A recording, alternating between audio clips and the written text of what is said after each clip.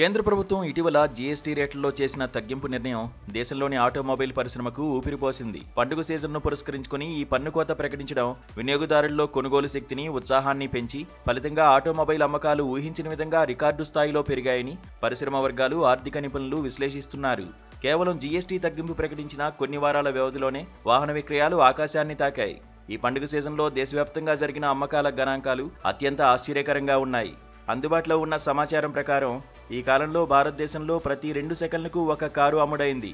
అంతేకాకుండా ద్విచక్ర వాహనాల విభాగంలో మరింత జోరు కనిపించింది. ఇక్కడ ప్రతి సెకనుకు దాదాపు 3 ద్విచక్ర వాహనాలు విక్రయమయ్యాయి. ఈ గణాంకాలు ఆటోమొబైల్ పరిశ్రమ చరిత్రలో ఒక మైలురాయిగా నిలిచాయి.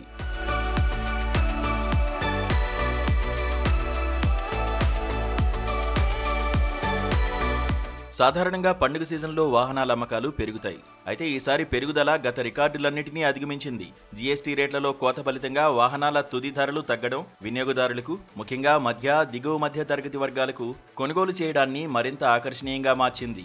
కేంద్ర ప్రభుత్వం ఈ జీఎస్టీ తగ్గింపును ఆర్థిక వ్యవస్థకు ఉత్తేజాన్నివ్వడానికి ఒక వ్యూహాత్మక చర్యగా ప్రవేశపెట్టింది.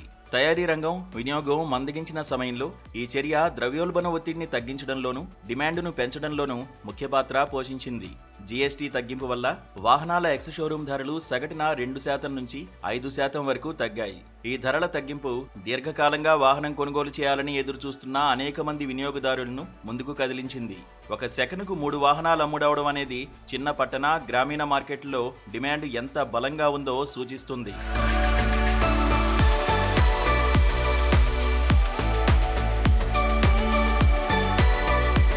పండుగ ఆఫర్లు, తగ్గిన జీఎస్టీ రేట్లకు తోడు బ్యాంకులు, ఆర్థిక సంస్థలు తక్కువ వడ్డీ రేట్లతో సులభమైన రుణాలను అందించడం కూడా అమ్మకాలు పెరగడానికి దోహదపడింది. విక్రయాలు పెరగడం వల్ల తయారీ కంపెనీలు తమ ఉత్పత్తి సామర్థ్యాన్ని పెంచాల్సి వచ్చింది. ఇది అనేక ఆటోమొబైల్ అనుబంధ పరిశ్రమల్లో ఉద్యోగ కల్పనను పెంచడానికి సహాయపడింది. ఆటోమొబైల్ పరిశ్రమ నిపుణుల అభిప్రాయం ప్రకారం పండుగ సీజన్ అమ్మకాలు 2024-25 ఆర్థిక సంవత్సరానికి ఒక సానుకూల ప్రారంభాన్ని ఇచ్చాయి. జీఎస్టీ తగ్గింపు నిర్ణయం తాత్కాలికమే అయినప్పటికీ ఈ కొనుగోలు ఉత్సాహం రాబోయే త్రైమాసికాల్లో కూడా కొంతవరకు కొనసాగే అవకాశం ఉంది. మొత్తం మీద కేంద్ర ప్రభుత్వ వ్యూహాత్మక జీఎస్టీ తగ్గింపు సరైన సమయంలో పండుగ ఉత్సాహంతో కలవడం వల్ల భారతీయ ఆటోమొబైల్ పరిశ్రమకు పెద్ద విజయాన్నందించింది.